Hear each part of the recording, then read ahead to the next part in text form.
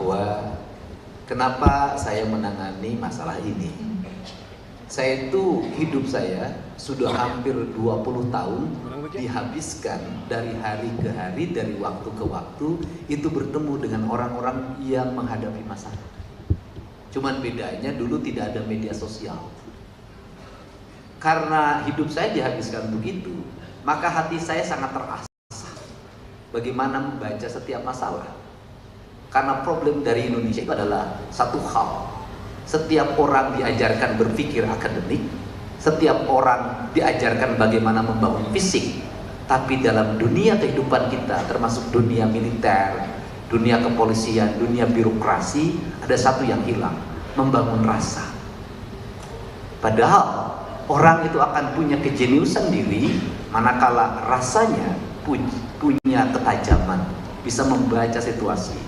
Jadi dalam pandangan saya, kasus 6-7 terpidana yang mendekam di penjara seumur hidup di Cirebon dan satu sudah bebas saka tatal, itu adalah kasus amarah. Amarah siapa? Amarah Aep dan amarah Rudiana. Dua amarah ini saling bertemu.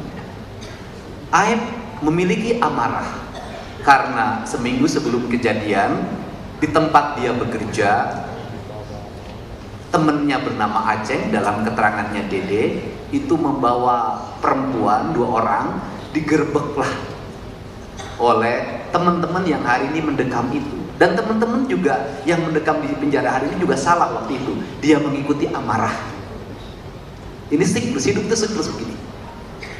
Nah kemudian dari situlah Aep memendam amarah.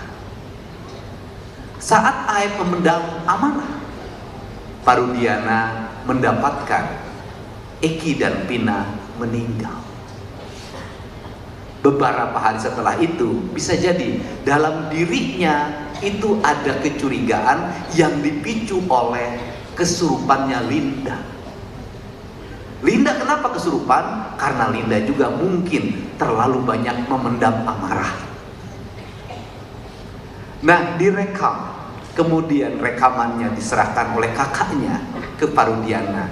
Dari situ, dari amarah yang sedang berkembang, bertemulah amarah Dede dan amarah Aep dan amarah Parudiana melalui salah satu anggotanya. Maka Aep yang bercerita tentang adanya anak-anak yang suka ngumpul di gang, kemudian nongkrong, kemudian disambungkan dengan kematian, maka api dan api bertemu dan terbakarlah Cirebon dengan amarah itu.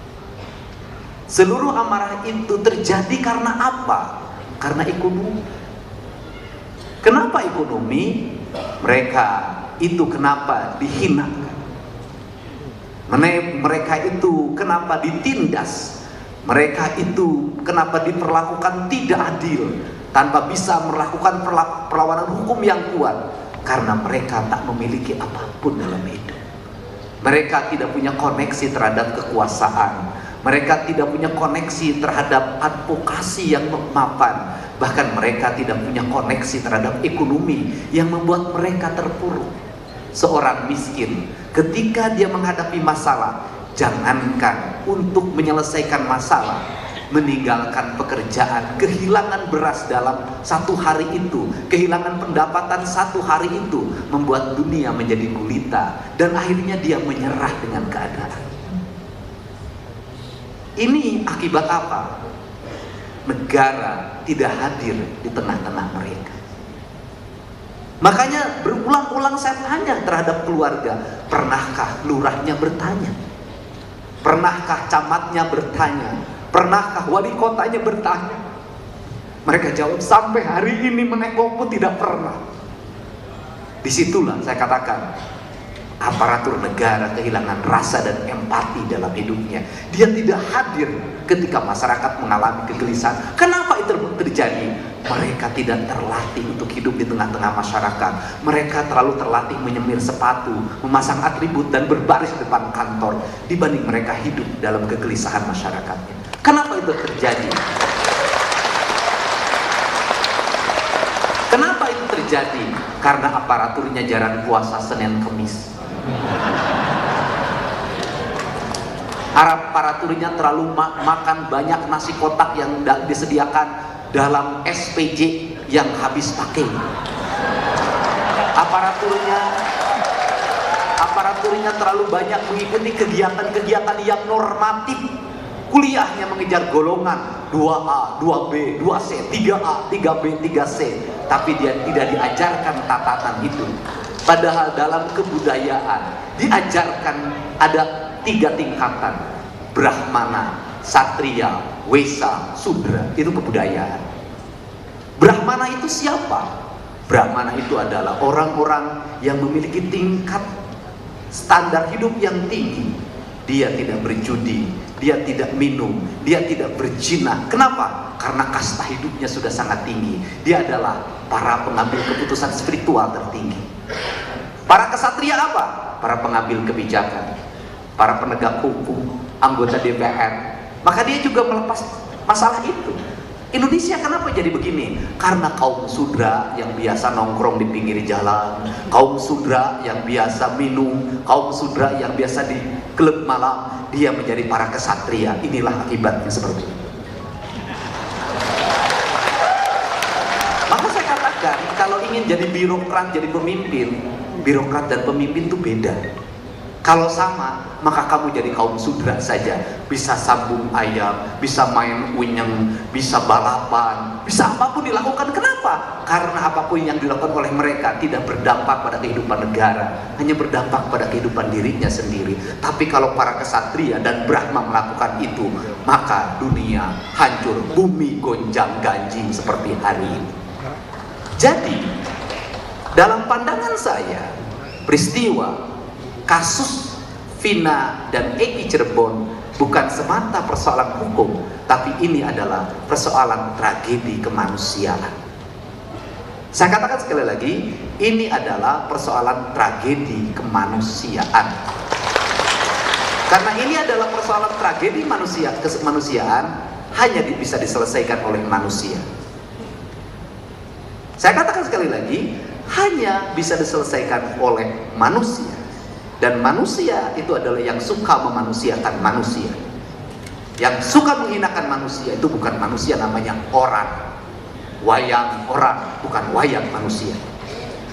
Nah, dalam perspektif itulah saya di hati saya, kenapa saya menemukan? Karena saya selalu menggunakan rasa. Bagaimana penyelesaiannya? Cukup dengan rasa. Gak usah rame-rame, gak usah lagi berdebat di televisi yang begonya kelihatan. Ya kan?